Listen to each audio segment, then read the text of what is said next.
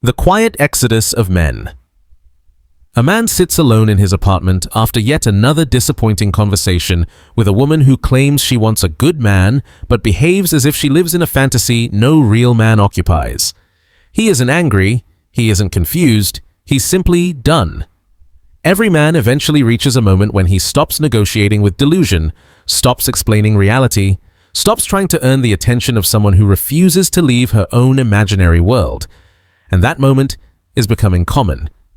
If you listen closely, you can hear it everywhere. A quiet exodus. Men aren't storming out, they're simply slipping away. Calmly, silently. Choosing peace over chaos, truth over fantasy, clarity over confusion. Because here's the truth people refuse to acknowledge. Men didn't give up on women.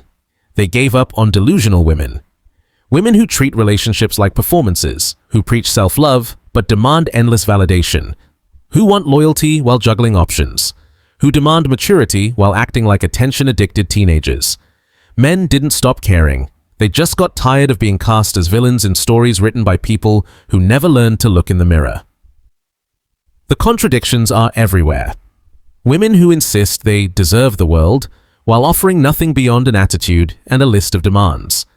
Women who rejected good men in their 20s suddenly return a decade later asking where the good men went, as if men were trophies kept in storage waiting to be unboxed. But men remember. They remember who ignored them, who dismissed them, who laughed at them for not being shiny enough. And when those same women return with soft smiles and spiritual vocabulary, men see through it. It's not love, it's convenience. Some women bring debt, trauma, kids from multiple men, a history of chaos, and an attitude sharpened by years of bad choices, and still insist they only date CEOs. Need a man over 6 feet. Need someone who can match their energy. Men hear this and feel the ground shift beneath them. Because no matter how stable or disciplined they become, the goalposts keep moving while reciprocity shrinks. It feels like applying for a job where the requirements double every year while the salary drops. Men didn't walk away because they became weaker. They walked away because they became wiser. Waking up from the illusion. Men realize that investing in someone who believes the world owes her everything is like pouring water into a cracked vase. Nothing stays, nothing grows, nothing ever changes. So men stopped being emotional stepladders for people who refuse to grow. They watched too many friends fade into shadows of themselves, drained by partners who took and took and took while calling it love. Somewhere along the way, something shifted. Men began to see how peaceful life becomes when you're not managing someone's insecurities, when you're not apologizing just to calm someone who can't regulate her own emotions, when you're not arguing against fantasies disguised as feelings. Solitude felt better than manipulation. Quiet felt better than chaos. Stability felt better than fixing someone who refuses to fix herself.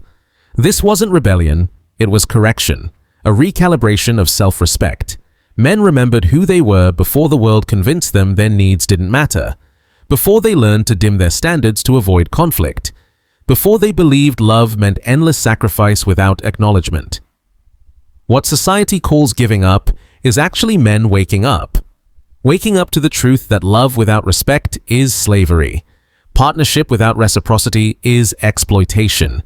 And some women aren't looking for husbands, they're looking for hosts. Hosts to fund lifestyles. Hosts to absorb emotional chaos. Hosts to blame when things collapse. Men aren't doing that anymore, not because they hate women, but because they finally understand the cost of engaging with delusion. The turning point is rarely dramatic. It's quiet. It's the moment a man realizes he is more at peace alone than he ever was trying to satisfy impossible expectations. Delusional women are exhausting. They complain men won't commit while offering nothing that makes commitment sustainable. They criticize men for being emotionally unavailable while being emotionally unstable themselves. They demand standards while drowning in contradictions. Men tried to reason with this. They tried patience, communication, compromise. But you cannot negotiate with someone whose world is built on fiction. A delusional woman doesn't want a partner, she wants a reflection.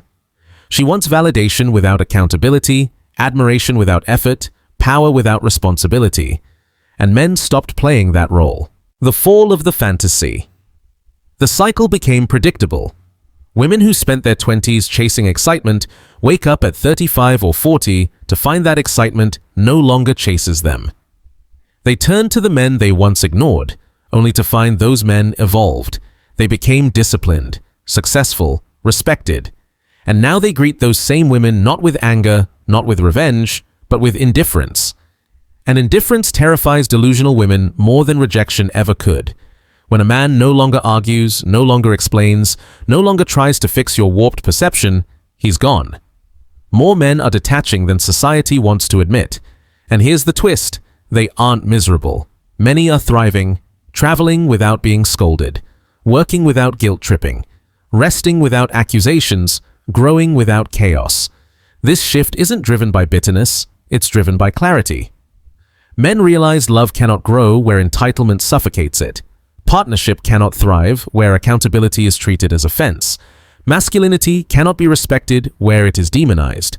So men said the words, "Society never expected, I choose myself," and when they did, everything changed. They started evaluating relationships logically. They looked at the time invested, money spent, emotional energy burned, stress carried, and compared it to what they received. The scales never balanced, so they withdrew. Quietly, calmly, permanently. Women were shocked not because men left, but because life improved for men after leaving.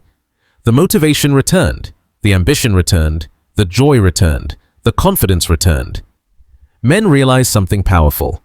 Not every woman wants a relationship, some want the illusion of one. The title, the attention, the benefits. Without the accountability, effort, or consistency required to sustain it, men stopped volunteering for that role the day they recognized the trap, the rise of the peaceful man.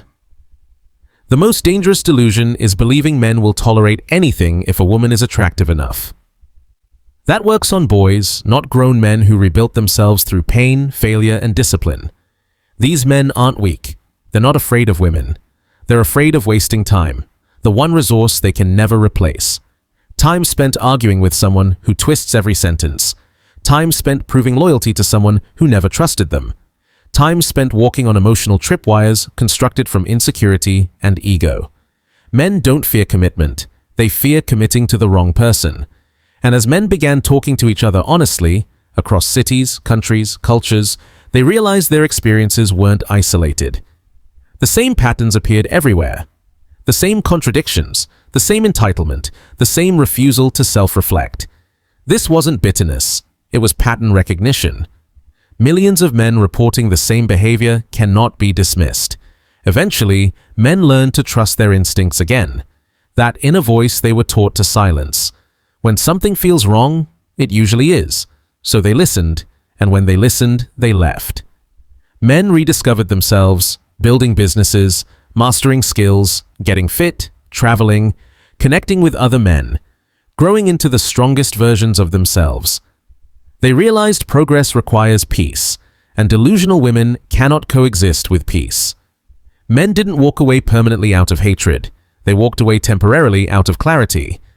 They're willing to love, willing to commit, willing to build, just not with someone who views accountability as oppression and self-awareness as optional. Men haven't given up on women, they've given up on delusion. And until the delusion ends, they'll stay exactly where they are, focused, disciplined, peaceful, unbothered, because the price of dealing with a delusional woman is too high, and the reward is too low. When a man finally chooses himself, no amount of shaming, blaming, guilt-tripping, or manipulation can bring him back. He's crossed a threshold. He's outgrown the illusion. He sees too clearly. He values his peace too deeply. He understands his worth too well. And once a man reaches that point, there is no going back.